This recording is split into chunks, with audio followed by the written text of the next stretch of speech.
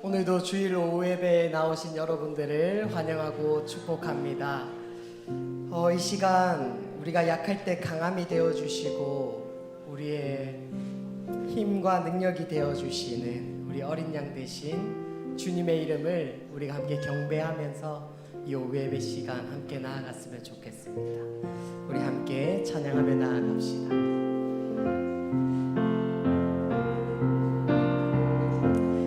약할 때 강함 되시네 나의 보배가 되신 주 나의 모든 것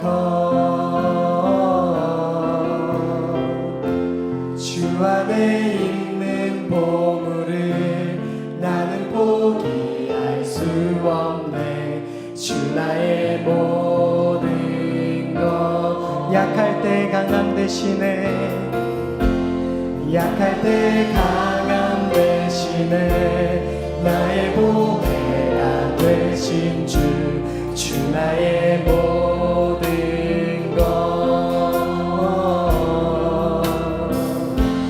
주 안에 있는 보물을 나는 포기할 수 없네 주 나의 모든 것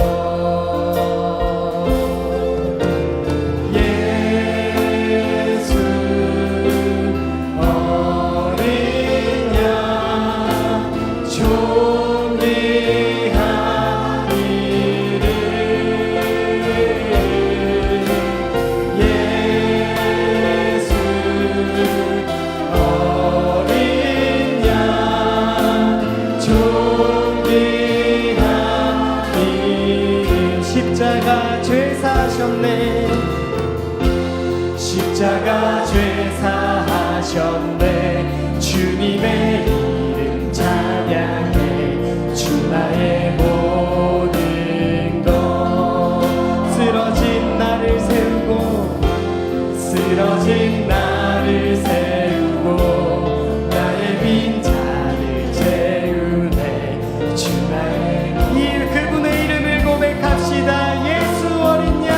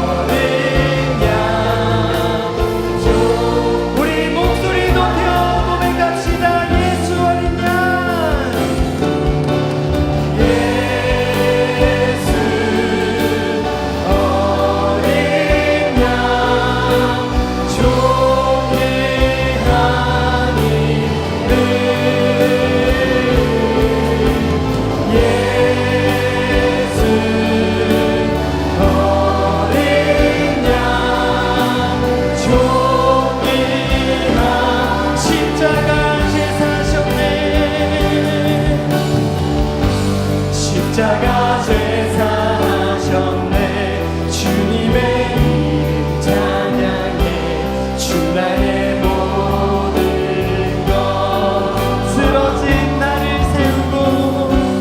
쓰러진 나를 세우고 나의 빈잔을 채우네 주 나의 어린 양 되신 주님의 이름을 고백합니다. 예수 어린 양 예수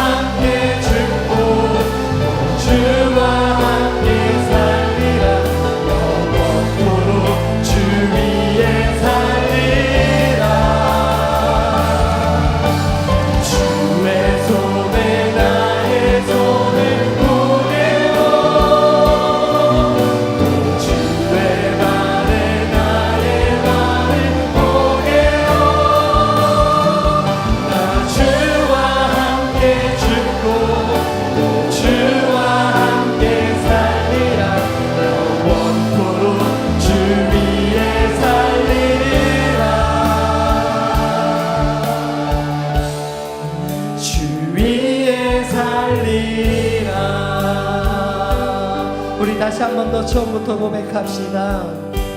주보혈 날 정결케 하고 주보혈 날 자유케 하니 주 앞에 나 예배하는 이 시간 나의 모든 것을 주께 드리네. 주의 손 날 위해 찢기셨고 주의 발 날 위해 박히셨으니 이제는 내가 사는 것이 아니요 오직 주를 위해 사는 것이라.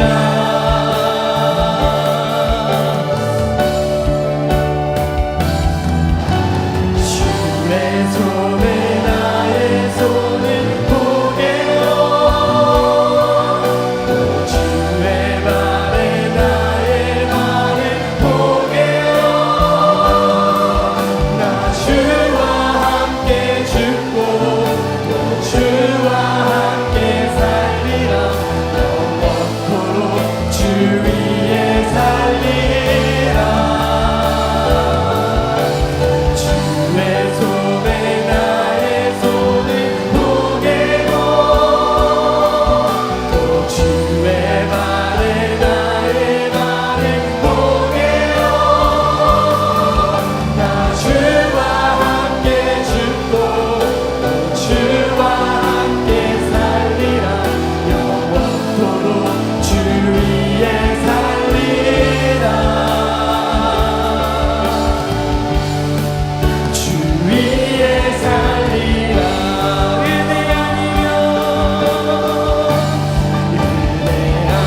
아니면 나서지 못하네. 십자가의 그 사랑 능력 아니면 나서지 못하네.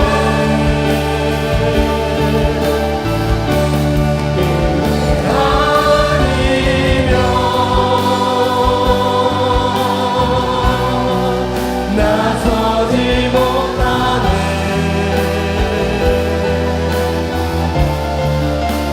놀라운 사랑 그 은혜 아니면 나서지 못하네. 어둠 속 헤매이던 내 영혼 어둠 속에 매이던 내 영혼 갈피 몰라 방황할 때에 주의 십자가 영광의 그 빛이 나를 향해 비추어 주셨네. 아멘. 주홍빛보다 더 붉은 내 죄 그리스도의 피로 씻기 완전한 사랑 완전한 사랑 주님의 은혜로 새 생명 주께 얻었네. 은혜 아니면 나서지 못하네.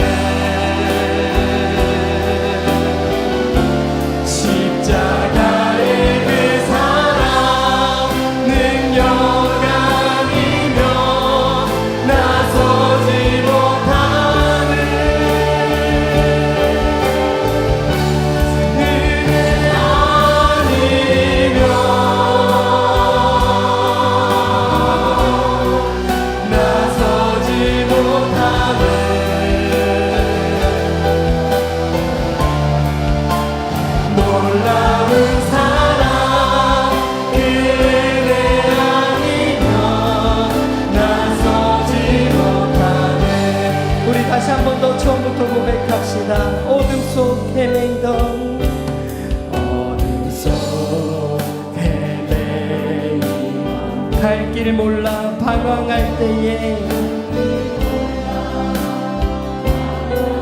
주의 십자가 영광의 그 빛이 나를 향해 비추어 주셨네. 주홍빛보다 더 붉은 내제 그리스도의 피로 씻기어 완전한 사랑 주님의 은혜로 완전한 사랑 주님의 새 생명 얻었네. 새 생명 주께 얻었네. 은혜 아니면 나서지 못하네. 십자가의 그늘한 능력 아니면 나서지 못하네. 은혜 아니면 나서지 못하네.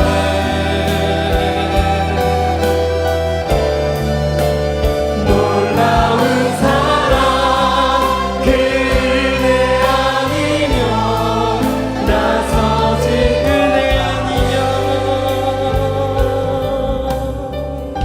은혜 아니면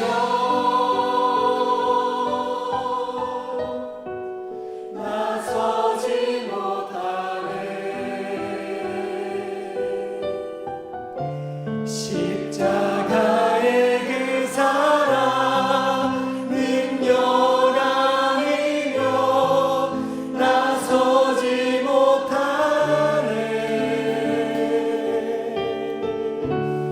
은혜 아니면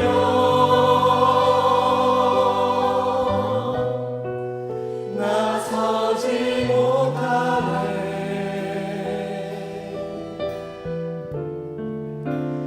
놀라운 사랑 그 은혜 아니면 나서지 못하네. 이 시간 이렇게 함께 기도하며 갔으면 좋겠습니다. 어둠 속에 헤매이던 내 영혼을 주님이 먼저 찾아와 주셔서 십자가의 영광의 그 빛 나를 향해 비추어 주심에 감사합니다. 그래서 오늘 내가 이 시간 다른 곳에 나아가는 것이 아니라 주님의 이 도우심으로 말미암아 나를 주를 예배하는 자리로 불러주시니 감사합니다. 우리 이 시간 이 감사의 기도로 오늘 함께 기도하며 주님 이 시간도 말씀하여 주시옵소서. 성령 하나님의 도우심을 구하며 우리 함께 기도하며 나아가겠습니다. 하나님 아버지 감사합니다. 주님을 외면하고 주님을 멀리할 수밖에 없었던 저희 가운데 주님의 밝은 빛으로 먼저 찾아와 주시고 이 시간에도 우리를 다른 길로 보내어 주시지 아니하시고 주의 말씀 듣고 주를 예배하고 주의 이름을 높이는 이 예배 자리로 불러 모아주시니 감사합니다. 주님의 그 은혜에 우리가 늘 감사하며 이 시간도 성령 하나님의 도우심을 구합니다. 주님께서 불러주셨사오니 성령 하나님 이 시간 우리의 연약한 마음을 붙잡아 주셔서 주의 말씀이 선포되어질 때에 우리 마음 가운데 새겨지는 시간 되게 하시고 오직 주의 이름만이 영광 올려지는 귀한 예배 되게 하여 주시옵소서. 성령 하나님 이곳 가운데 함께하여 주시옵소서.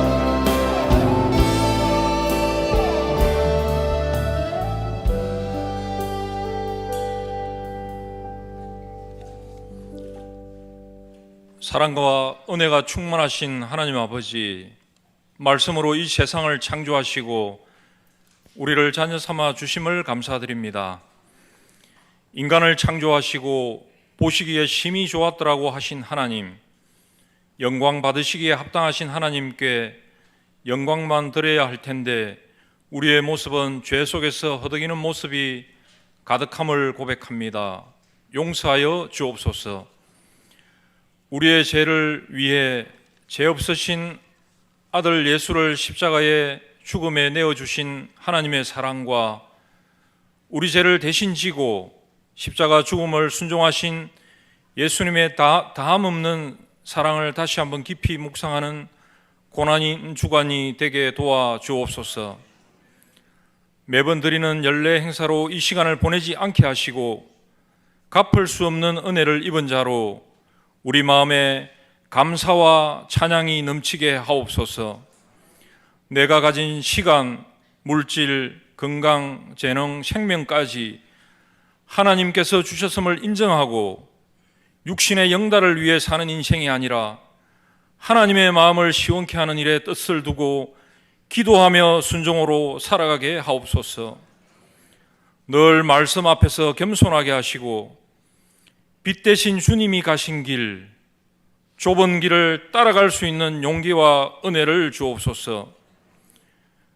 우리의 모습을 보고 자라나고 있는 다음 세대가 우리 교회 안에 많음을 감사드립니다.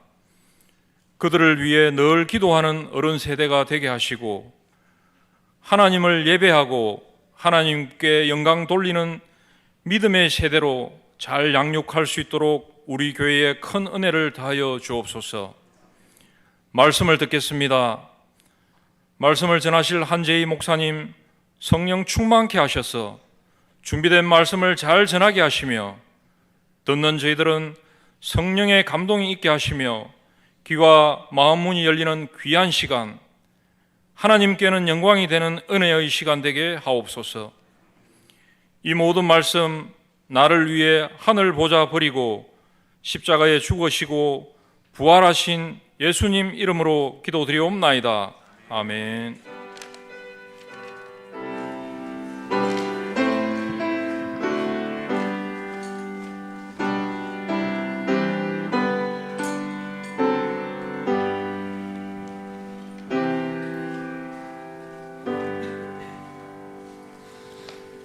네, 오늘 함께 볼 말씀은 마태복음 16장 13절부터 28절 말씀입니다. 마태복음 16장 13절부터 28절 말씀입니다. 신약 27페이지에 있습니다. 네, 본문을 우리 한 절씩 우리 교독하도록 하겠습니다. 예수께서 빌립보 가이사랴 지방에 이르러 제자들에게 물어 이르시되 사람들이 인자를 누구라 하느냐?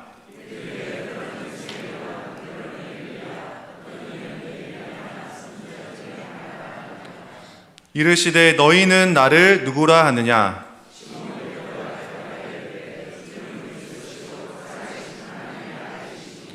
예수께서 대답하여 이르시되 바요나 시모나 내가 복이 있도다. 이를 내게 알게 한 이는 혈육이 아니요 하늘에 계신 내 아버지시니라.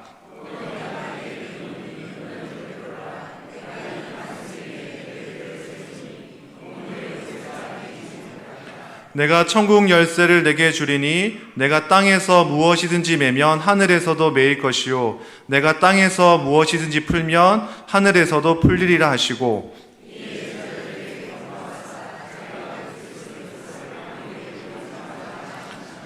이때로부터 예수 그리스도께서 자기가 예루살렘에 올라가 장로들과 대제사장들과 서기관들에게 많은 고난을 받고 죽임을 당하고 제3일에 살아나야 할 것을 제자들에게 비로소 나타내시니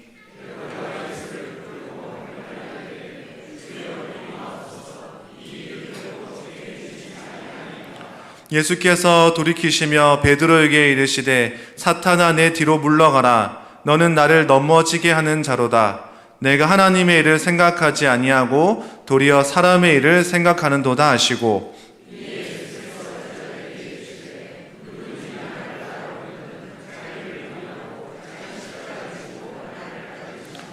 누구든지 제 목숨을 구원하고자 하면 잃을 것이요 누구든지 나를 위하여 제 목숨을 잃으면 찾으리라.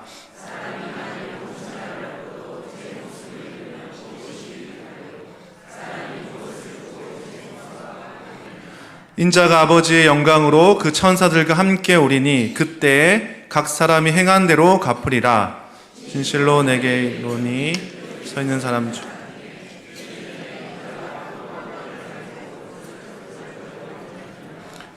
아멘. 우리 옆에 사람들에게 우리 축복의 말을 전하겠습니다. 사랑합니다. 축복합니다.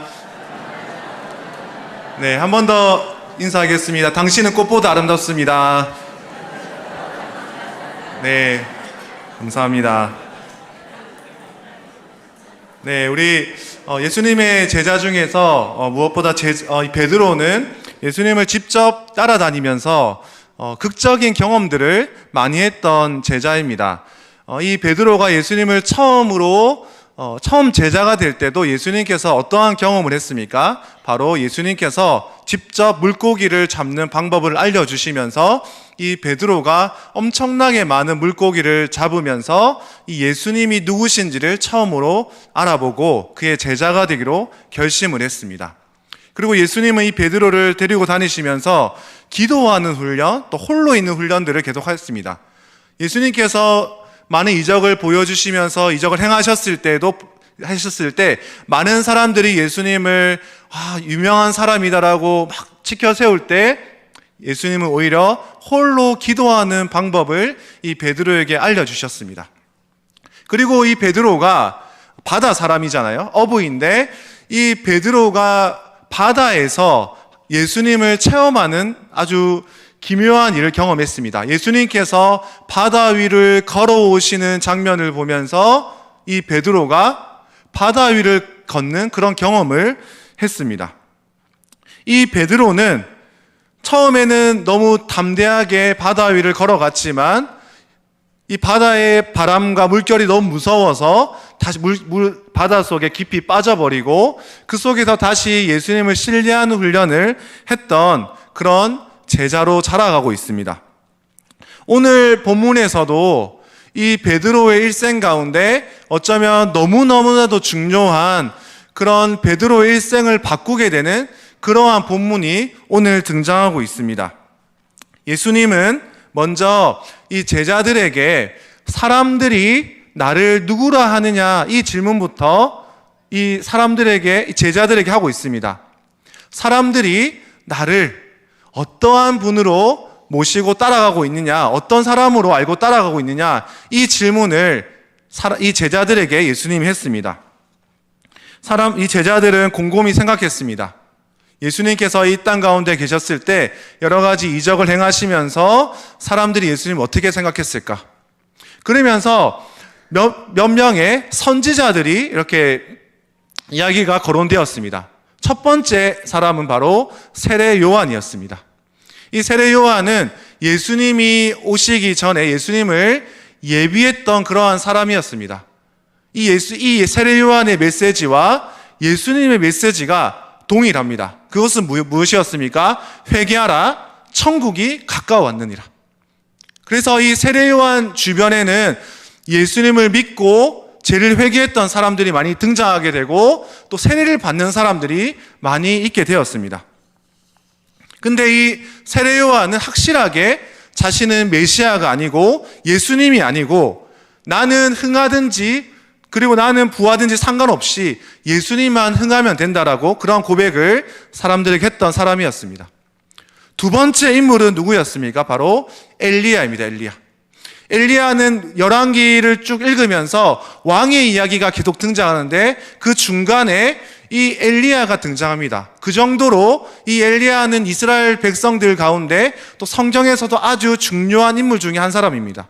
왜냐하면 그 당시에 바알과 아세라를 믿겠느냐 아니면 하나님을 믿겠느냐 이 기로에 섰을 때 엘리야는 하나님을 너희가 믿어야 된다.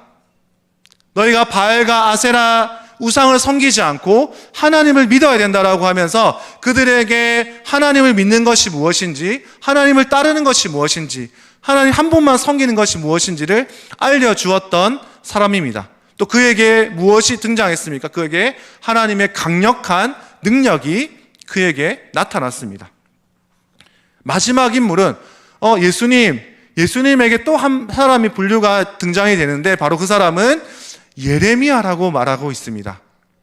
이 예레미야는 사람들에게 불편한 메시지를 주었던 사람입니다. 우리는 예레미야를 눈물의 선지자라고 말하고 있지만 이 예레미야는 사람들에게 오히려 불편한 메시지를 주었습니다. 어떤 메시지입니까? 너희가 망하는 길이 사는 것이다. 너희가 망해야 사는 것이다.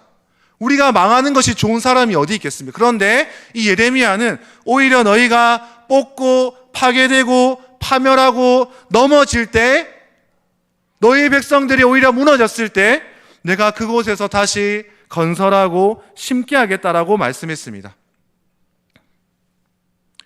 이 제자들은 예수님에 대한 소문들을 정리하면서 이러한 선지자들, 또 이 선지자 중에 한 사람이라고 그렇게 이야기했습니다.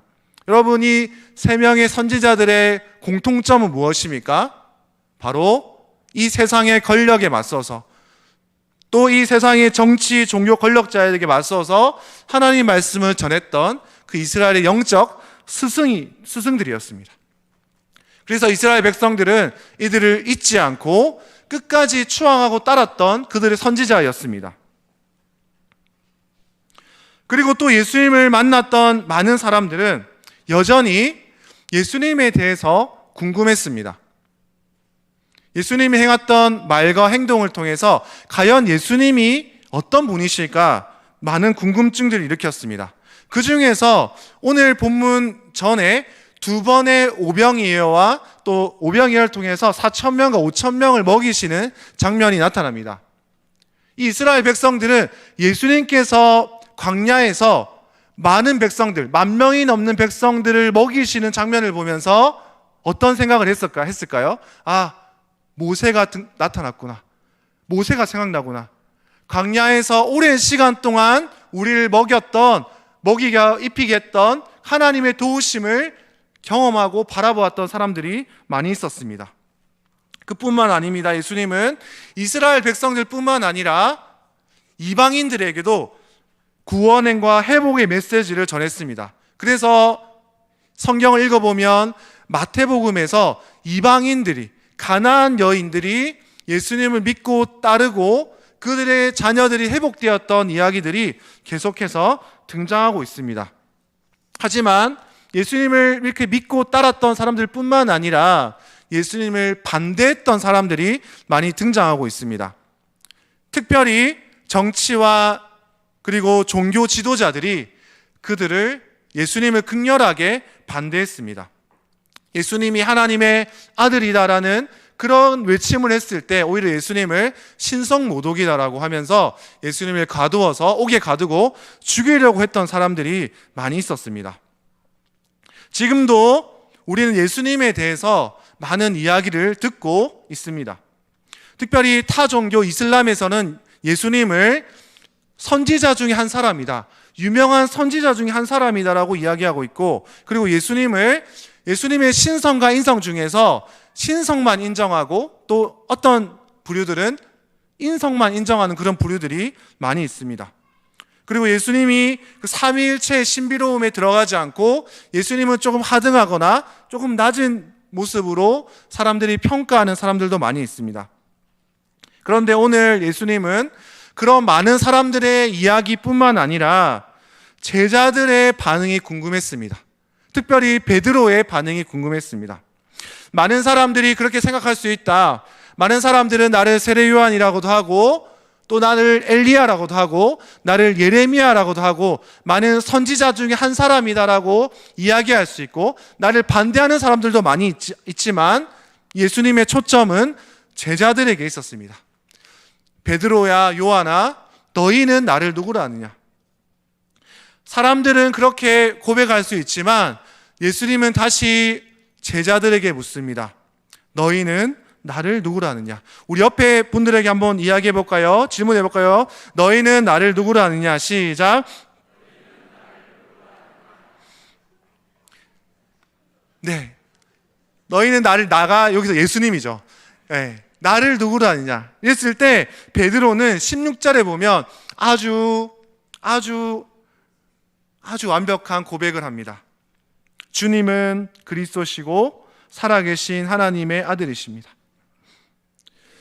베드로는 예수님이 구약 때부터 선지자들을 통해서 약속했던 그 메시아, 그 그리스도가 바로 예수님이라고 고백하고 있습니다. 이 땅에 오신 유일한 구원자가 예수님밖에 없음을 고백하고 있습니다. 이 그리스도라는 말은 기름 부음 받은 자라는 뜻입니다. 이스라엘 백성들 중에서 기름 부음은 왕과 선지자와 제사장에게 기름을 붓습니다. 그들이 그 역할들을 감당할 때 너는 구별된 사람이고 하나님의 뜻대로 이 일을 행해야 된다라고 해서 선지자와 제사장과 왕에게만 기름을 붓습니다. 이 예수님은 이 세 가지의 역할을 다 감당하신 기름 부음 받은 자, 또 구원자라고 말씀하고 있습니다. 예수님은 제사장처럼 사람들을 하나님께로 연결시켜 주었던 그런 분입니다. 선지자처럼 사람들에게 하나님이 어떤 분이신지를 보여주었던 분입니다. 왕처럼 자신이 유일한 주님의 종으로 있는 동안 하나님 백성들에게 하나님의 통치를 행했던 분입니다. 바로 이 예수님이 기름 부음 받은 자이며 우리의 진정한 왕이며 선지자이며 제사장이라고 그렇게 이 베드로는 고백했던 것이죠. 그리고 베드로가 고백했을 때 이곳은 바로 어디냐면 가이사랴 빌립보였습니다. 가이사랴가 통치하는 빌립보 지방이라는 뜻이죠.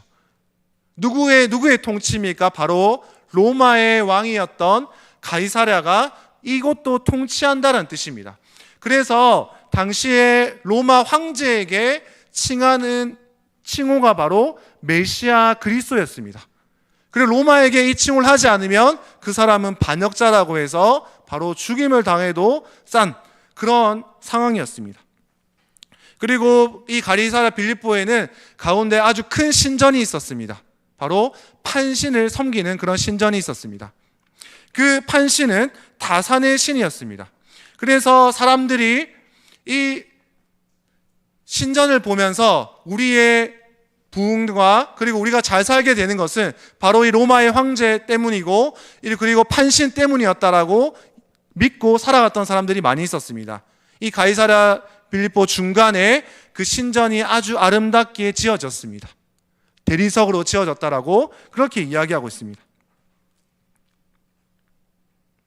바로 이 베드로는 예수님이 바로 그리스도시고 그리고 로마 지역에 있지만 예수님이 진짜 그리스도시고 구원자라는 사실을 담대하게 외쳤습니다.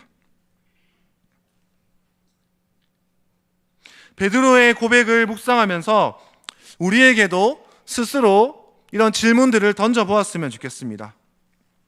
지금 우리가 살아가고 있는 이 2023년도에도 우리는 예수님을 나의 주, 나의 가장 귀한 분으로 인정하고 있는가?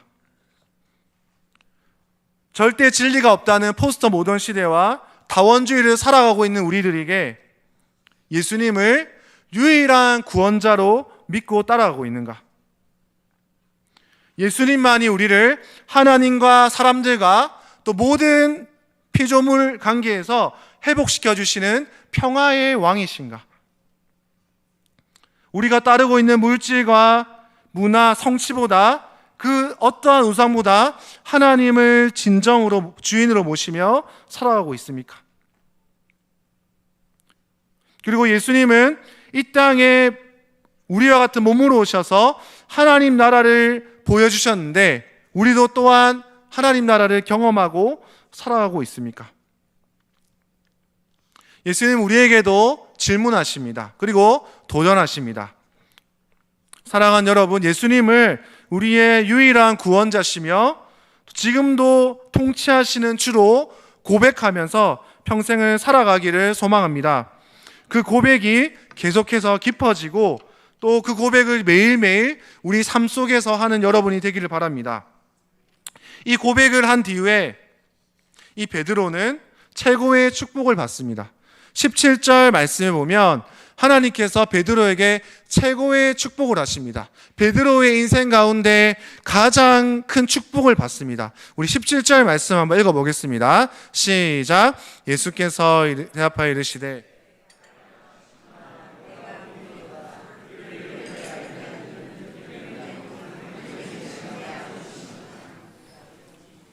아멘. 예수님께서 베드로에게 이 칭찬과 축복을 하시고 이 고백 이후에 교회를 세우겠다라고 말씀하고 있습니다. 이 교회는 12제자를 통해서 이루어지고 그 뒤에는 12제자가 전도한 그 지역에 있는 사람들을 통해서 교회가 세워진다. 즉 그 교회의 기초는 무엇입니까? 예수님의 주되심과 구원하심, 그리고 예수님의 성품과 예수님의 살아계심이 우리 교회의 중심이 되고 또 교회의 근거가 된다라고 그렇게 말씀하고 있습니다. 사랑하는 여러분, 베드로는 이 칭찬을 받고 나서 너무너무나 기분이 좋았을 것 같습니다. 베드로가 최고의 기쁨과 희열을 느꼈을 것 같습니다. 베드로가 물고기를 많이 잡았을 때, 아니면 물 위를 걸었을 때뿐만 아니라 베드로가 가장 칭찬받았을 때였을 것 같습니다. 어부의 직업을 내려놓고 내가 이제 예수님의 제자로 내가 살아갔을 때 예수님에게 받았던 가장 큰 축복이자 그리고 칭찬이었습니다. 너무나도 뿌듯했을 것 같습니다. 우리가 수련회나 집회 가운데 마지막 날에 하나님께서 나에게 특별한 은혜를 주시고 기도 응답을 받았을 때 그 감격과 은혜를 이 베드로는 느꼈을 것입니다. 하지만 여러분, 오늘 20절부터 21절까지 이 베드로가 너무나 흥분하고 감사하고 하늘을 날 것 같은 그런 기분이었지만 20절부터 예수님께서 이 베드로에게 묘한 이야기를 하십니다. 말 그대로 요즘 말로 분위기가 싸해집니다. 분위기가 완전히 달라지는 모습이 20절부터 시작합니다.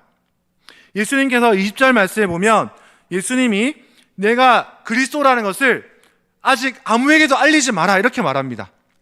베드로가 예수님이 그리스도라는 것을 지금 깨달았는데 지금 돌아다니면서 예수님이 그리스도입니다라고 알려주고 싶은데 예수님이 그 이야기 하지 말라고 이야기합니다. 아직 때가 아니다. 조용히 하고 있어 베드로, 제자들 아직 때가 아니야. 아직 그리스도라고 말하면 안 돼라고 이야기했습니다. 두 번째로 이 베드로가 가졌던, 제자들이 가졌던 충격은 21절에 있습니다. 예수님께서 앞으로 가야 할 사명을 제자들에게 알려주십니다. 내가 이제 예루살렘으로 올라가는데 내가 세상의 왕이 되는 것이 아니고 이제 나는 사람들에게 죽임을 당할 거라고 이야기하고 있습니다. 너무 충격이었습니다. 베드로와 그 제자들은 예수님 때문에 장밋빛 인생과 또 미래의 어떤 멋진 그림을 그리고 있었습니다.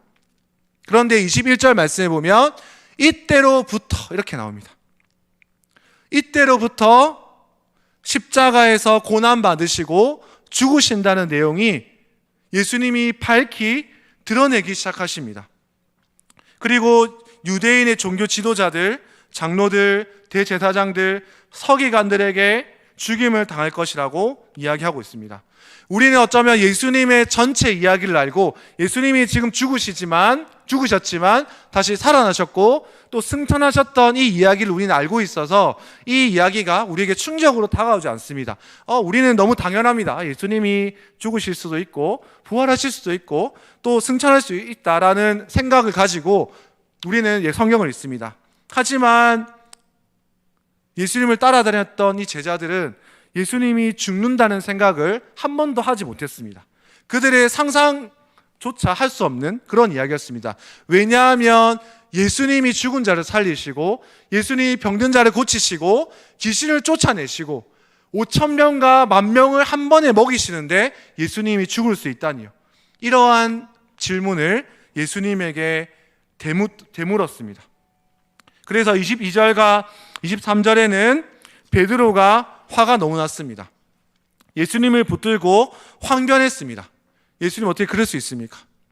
이 항변하다는 것은 영어 성경으로 보면 리부크라고 나오는데 예수님이 어떻게 했습니까? 질책하고 꾸짖었다라고 말하고 있습니다. 예수님을 주인으로 모시고 스승으로 모셨지만 예수님을 지금 어떻게 하는 거예요? 꾸짖었다라고 말하고 있습니다. 예수님 어떻게 그럴 수가 있습니까?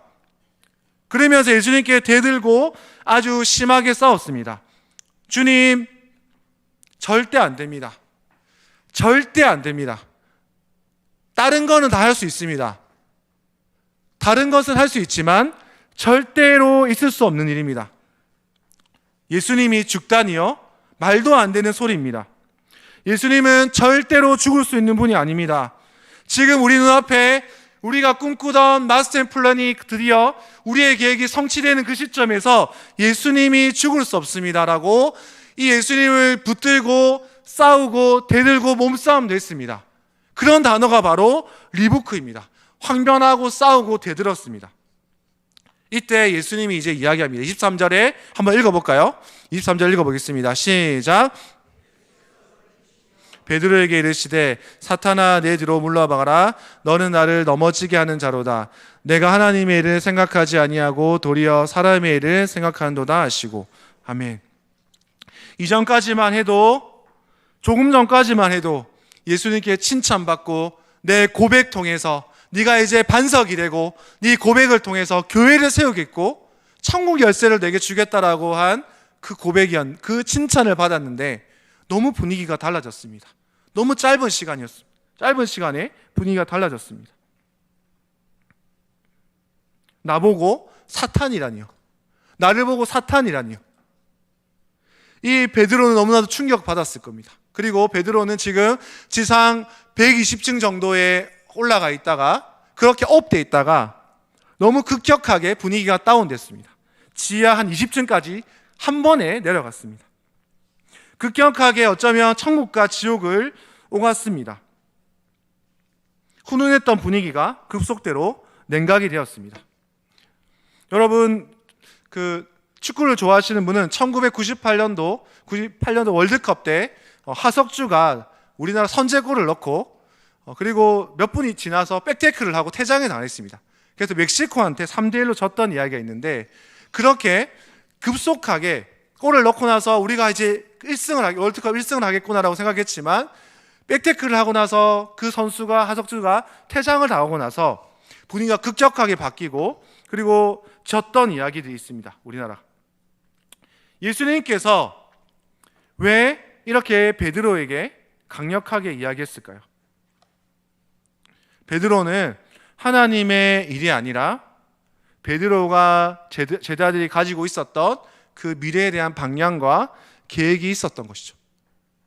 그게 하나님 나라를 세우는 것이 아니라 하나님 나라의 걸림돌이 되고 말았습니다. 그들이 가지고 있었던 잘못된 메시아상, 그들의 계획이 물거품이 되는 그러한 이야기였기 때문에 그들에게는 큰 충격이었습니다. 그러면서 예수님이 이 베드로에게 이야기합니다. 네가 사람의 일을 꿈꿨다. 네가 사람의 욕심을 지금 여전히 가지고 있다라고 이야기하고 있습니다. 네가 하나님 나라를 세우는데 집중해야 되는데 지금 네가 사람의 욕망을 따라서 살아가고 있다라고 말하고 있습니다. 그 사람의 일이 크게 오늘 세 가지로 나타나고 있습니다. 예수님을 통해서 자신의 욕망과 세상의 욕망, 그리고 예수님을 향한 부끄러운 태도였다라고 말하고 있습니다. 25절 말씀을 볼까요? 25절 말씀에 보면 누구든지 제 목숨을 구원하고자 했던 것이죠. 첫 번째로 베드로가 왜 이렇게 사람의 일을 꿈꾸고 사탄아 물러가라라까지 고백을 들었을까요? 이 베드로는 제 목숨을 스스로 구원하고자 했기 때문입니다. 이 예수님의 수제자였던 베드로는 자기가 힘을 합치면, 제자들과 힘을 합치면 예수님의 죽음을 막을 수 있다라고 생각했던 것입니다. 그리고 하나님이 지금 예수님을 통해서 하시고자 하는 그런 방향과 관심이 없었습니다. 두 번째는 뭐냐면 이 목숨을 잃는 것을 아주 두려워했습니다. 베드로가 예수님을 3번 부인했을 때 베드로의 마음은 무엇이었냐면 바로 자신의 목숨을 잃는 것에 대한 두려움이었습니다. 첫 번째 사람의 일은 무엇이냐면 제 목숨을 구원하고자 했다. 스스로 자기 목숨을 지키려고 했던 마음이 있었습니다. 그러나 반대로 예수님은 하나님의 말씀에 순종해서 스스로의 목숨을 내놓는 삶을 사셨습니다. 오히려 자신의 욕망을 내려놓고 스스로 목숨을 내어놓으려고 할 때 하나님이 그를 살리시고 부활의 첫사람이 되게 하셨습니다. 두 번째 26절에 보면 사람의 일이라는 건 뭐냐면 사람이 만일 온 천하를 얻는다라고 말하고 있습니다. 첫 번째는 자신을 향한, 자신의 목숨을 향한 욕망이었다면 두 번째는 온 세상을 향한 욕망이었습니다. 즉 베드로와 제자들이 계속해서 온 세상을 얻으려고 했던 그 욕심들이 있었습니다. 즉 무엇이었죠? 예수님에게 그리스도라고, 메시아라고 했지만 이 베드로가 메시아에 대한 잘못된 사상을 가지고 있었던 것이죠. 베드로가 꿈꾸었던 메시아는 무엇입니까? 바로 군사적인 메시아, 정치적인 메시아를 꿈꾸었습니다. 그래서 우리가 예수님이 왕이 되시면 제국의 굴레에서 벗어나서 로마 가운데 통치에서 벗어나서 우리가 꿈꾸는 세상을 가질 수 있습니다라는 꿈을 꾸었습니다. 예수님이 왕으로 등극하시면 제자들이 높은 자리에 가서 소망을, 그런 높은 자리에 올라가는 소망을 품게 되었습니다. 그래서 제자들은 예수님이 사역하는 동안 늘 예수님에게 이렇게 물었습니다. 예수님, 어떻게 권력을 잡으실 것입니까? 예수님, 서민 행보를 언제 그만두실 겁니까? 예수님이 왕을 잡으시면 우리들에게 국무총리와 국방부 장관 자리 하나 주십시오. 알지요? 예수님 언제 공직에 출마하시나요? 예수님 TV 토론 언제 하시나요? 유튜브 언제 하시나요? 예수님 지금 유튜브 한번 하면 대박일 텐데, SNS 팔로워가 좀 많을 텐데, 우리 힘을 합치면 이 시대에 진짜 영웅이 될 수 있습니다. 이 제자들은 예수님에게 계속해서 이런 질문들을 했습니다. 바로 온 세상을 가지려고 하는 그들의 욕심이 있었던 거죠. 예수님은 가장 능력이 있으신 분이지만 가장 낮은 모습으로 죽음을 당하신 분이시며 그 삶을 살았던 분이십니다. 마지막 세 번째, 사람의 일이 뭐냐면 오늘 본문에는 없는데 마가복음과 누가복음에 이 본문이 등장합니다. 마가복음 3장 38절과 누가복음 9장 26절에 보면 이렇게 말씀합니다. 예수님의 십자가를 부끄러워했구나. 나와 내 말을 부끄럽게 여겼다라고 말하고 있습니다. 네가 결국 십자가를 부끄러워하고 내가 지은 이 길을 네가 부끄러워했구나 라고 이 베드로에게 이야기를 하고 있습니다. 베드로는 사형수나 아니면 국가 반란자들에게 하는 이 형벌이 마음에 들지가 않았습니다. 그러나 하나님은 우리에게 이렇게 말씀하십니다. 고린도전서 1장 18절 말씀해 보면 십자가의 도가 멸망하는 자들에게는 미련한 것이요 구원을 받는 우리들에게는 하나님의 능력이라고 말씀하고 있습니다. 사랑하는 여러분, 오늘 이 사람의 일을 따라서 사람의 욕심과 욕망과 또 십자가를 부끄러워하는 삶이 아니고 예수님 우리에게 제자의 삶을 다시 한 번 더 이야기하십니다. 나를 따라오려거든 자기를 부인하고 자기 십자가를 지고 나를 따르라고 말씀하고 있습니다. 그러면 우리는 어떻게 이 예수님의 길을 따라갈 수 있습니까? 우리는 어떻게 이 제자의 길을 완주할 수 있습니까? 달라스 윌라드가 쓴 잊혀진 제자도라는 책을 보면 제자를 이렇게 표현하고 있습니다. 제자란 그리스도처럼 되겠다는 의지와 그래서 그분의 믿음과 실천 안에 거하겠다는 의지를 품고서 자신의 일상사를 매일 그 목표에 맞춰서 체계적이고 점진적으로 재조정하는 사람입니다. 매일 그분의 말씀을 듣고 우리의 삶을 재조정하는 사람이 되도록 하나님 우리를 부르신다라고 말씀하고 있습니다. 믿음과 실천 안에서 거하겠다는 그 의지뿐만 아니라 매일매일 그 목표를 맞춰서 내가 예수님을 닮아가고자 하는 그 목표를 맞추어서 내가 체계적이고 점진적으로 나의 삶을 재조정하는 사람이 바로 제자라고 달라스 윌라드는 잊혀진 제자도에서 우리에게 제자의 삶을 살라라고 우리에게 이야기하고 있습니다. 사랑하는 여러분, 그렇다면 그 제자의 삶을 살기 위해서 첫 번째로 우리가 무엇을 해야 되냐면 우리 안에 깊이 뿌리 박혀 있는 욕망을 내려놓고 하나님을 욕망하는 삶으로 살아가면 좋겠습니다. 우리가 제자로 살아갈 때 우리가 욕망을 죽여야지, 내가 이제 거룩한 삶을 살아야지 한다고 해서 우리는 쉽게 사라지지가 않습니다. 왜냐하면 우리는 욕망하는 그런 존재이기 때문입니다.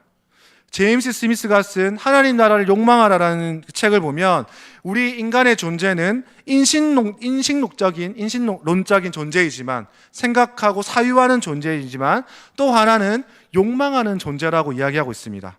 결국 내가 사랑하고 욕망하고 갈망하는 것이 바로 나이다라고 말하고 있습니다. 그래서 이 욕망이 우리의 행동과 습관을 바꾼다라고 이렇게 이야기하고 있습니다. 반대로 말하면 결국 우리의 행동과 습관이 우리의 욕망을 변화시킬 수 있다는 말입니다. 결국 우리의 습관적인 몸의 실천이 우리의 욕망을 죽일 수 있다라고 말하고 있습니다. 결국 우리가 생각해서 내가 거룩하게 살아야지, 이번 한 주도 거룩하게 살아야지, 이렇게 한다고 우리가 거룩하게 살아지지 않는 것 같습니다. 우리가 새벽에 일어날 때 새벽에 일어나는 거, 새벽 기도를 위해서 새벽에 일어나는 거, 또 운동을 하기 위해서 습관을 가지는 거, 책을 읽고 말씀을 보는 습관을 가지지 않으면 내 욕망을 깨트릴 수 없다라고 말하고 있습니다. 사랑하는 여러분, 우리에게 하나님 나라의 거룩한 욕망이, 거룩한 갈망이 우리를 지배하고 그것이 우리의 몸의 습관이 되는 우리 모든 성도님들 되기를 바랍니다. 두 번째는 제자를 따르는 삶이 관계를 위한 헌신의 삶이라고 우리에게 도전하고 있습니다. 결국 제자도는 사람을 사랑하고 섬기고 용서하는 모습에서 우리는 성장합니다. 우리가 만나고 있는 사람들, 우리에게 맡겨진 사람들을 사랑하고자 노력할 때 우리의 연약함과 우리의 선입견과 우리의 교만함이 깨트려지는 그런 작은 죽음이 일어난다라고 말씀하고 있습니다. 사랑하는 여러분, 우리에게 어떤 사람을 맡겨주셨습니까? 우리의 부모님입니까? 아니면 우리의 자녀, 우리의 손주, 학생, 친구, 아니면 사랑방 성도들입니까? 우리 그들에게 다가가서 먼저 경청하고 그 자리에 머물고 협력하는 태도를 가지는 우리 성도님들이 되기를 바랍니다. 마지막으로 복음을 자랑하는 자들이 되기를 바랍니다. 사람의 일 가운데, 사탄의 욕망 가운데 하나가 복음을 부끄러워하는 삶이라고 말하고 있습니다. 그런데 우리에게 예수님은 우리가 그렇게 십자가를 부끄러워하는 것이 아니고 오히려 십자가를 자랑하라라고 말씀하고 있습니다. 우리에게 복음이 부끄러운 것이 된 것은 아닌지 우리의 삶을 돌아보면 좋겠습니다. 저는 지난주에 한 대학생 친구를 만났는데 믿는 가정에서 아주 오랫동안 모태신앙으로 자랐습니다. 그런데 제가 그 친구를 이제 처음 만났는데 이렇게 전도도 하고 공동체를 소개시켜주기 위해서 만났는데 그 친구가 자기는 무신론자가 되었다라고 그렇게 말했습니다. 올해 중고등학교 때 철학과 또 사회학과 또 역사책을 보면서 과학책을 보면서 무신론자가 되었다라고 그렇게 고백을 했습니다. 그래서 저는 약간 충격을 받고 어떻게 이 친구한테 복음을 전할까 고민했습니다. 그래서 어떻게든 이 친구들에게 여러 가지 예배는 아직 어렵지만 1대1로 계속 만나려고 약속을 잡았습니다. 그래서 이 친구에게 같이 책을 읽고 성경 공부를 하면서 이 친구에게 다가가려고 합니다. 어쩌면 이 친구가 어렸을 때 인문학과 사회학을 보면서 복음을 부끄러워하고 복음은 나와 상관없는 그런 복음이 된 건 아닌지 그런 고민과 그런 염려들이 많이 듣고 안타까워하는 마음들이 많이 생겼습니다. 사랑하는 여러분, 우리가 이 땅에서 예수님이 우리에게 주신 복음을 자랑하고 기뻐하는 삶을 회복하기를 원합니다. 고린도전서 1장 27절에서 31절 말씀을 읽고 말씀을 마무리하도록 하겠습니다. 하나님께서는 세상의 미련한 것들을 택하사 지혜 있는 자들을 부끄럽게 하려 하시고 세상의 약한 것들을 택하사 강한 것들을 부끄럽게 하려 하시며 하나님께서 세상의 천한 것들과 멸시받는 것들과 없는 것들을 택하사 있는 것들을 폐하려 하시나니 이는 아무 육체도 하나님 앞에 자랑하지 못하게 하려 하심이라. 기록된 바 자랑하는 자는 주 안에서 자랑하라 함과 같게 하려 함이라. 아멘. 사랑하는 여러분, 우리가 하나님 나라를 욕망하고 또 우리 관계를 안에서 서로 헌신하고 복음을 자랑하는 그런 고난 주간의 시작점을 여는 그런 우리 모든 성도님들 되기를 주님 안에서 소망합니다. 기도하겠습니다. 하나님, 우리 한 사람 한 사람이 예수님을 우리의 구원자와 주로 모시며 살아갈 수 있도록 주님 인도해 주시옵소서.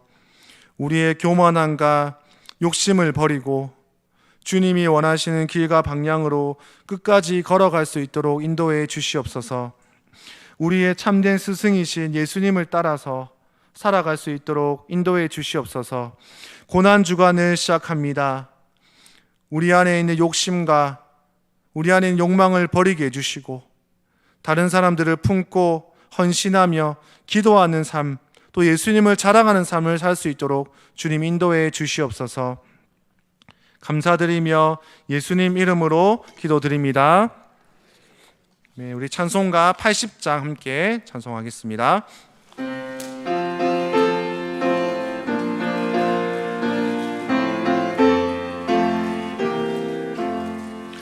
전지에 있는 이름 주 귀하고 높은 이름 주 나시기 전 지으신 구주의 이름 예수 주 앞에 내가 엎드려 그 이름 찬송함을 내 귀에 들리 말씀 주 귀하신 이름 예수 주 십자가에 달릴 때 명패에 쓰인 대로 저 유대인의 왕이요 고우의 왕이시라 주 앞에 내가 엎드려 그 이름 찬송함을